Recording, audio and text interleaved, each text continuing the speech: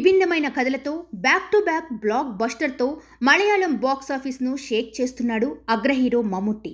బ్రహ్మయుగంతో కొత్త ప్రయోగం చేసి బ్లాక్ బస్టర్ హిట్ అందుకున్న మమ్ముట్టి తాజాగా టర్బో మూవీతో ప్రేక్షకుల ముందుకొచ్చాడు. వైశాఖ్ ఈ మూవీకి దర్శకత్వం వహించారు. భారీ బడ్జెట్గా తెరకెక్కిన ఈ మూవీ గురువారం వరల్డ్ వైడ్గా రిలీజ్ అయింది. యాక్షన్ ఎంటర్టైనర్గా తెరకెక్కించిన ఈ సినిమాలో కన్నడ నటుడు రాజ్ బి శెట్టి, టాలీవుడ్ యాక్టర్ సునీల్ విల్సన్గా నటించారు.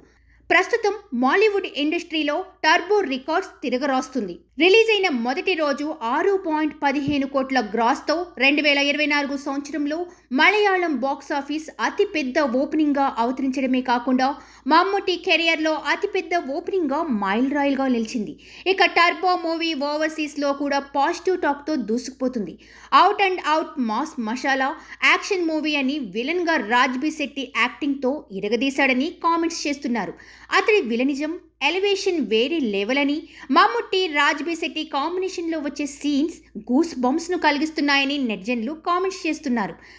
టర్బో జోన్ పాత్రలో మమ్ముట్టి అదరగొట్టాడని ఫ్యాన్స్ ట్వీట్ చేస్తున్నారు. చాలా కాలం తర్వాత మాస్ రోల్లో మమ్ముట్టి దుమ్ము రేపాడని అంటున్నారు.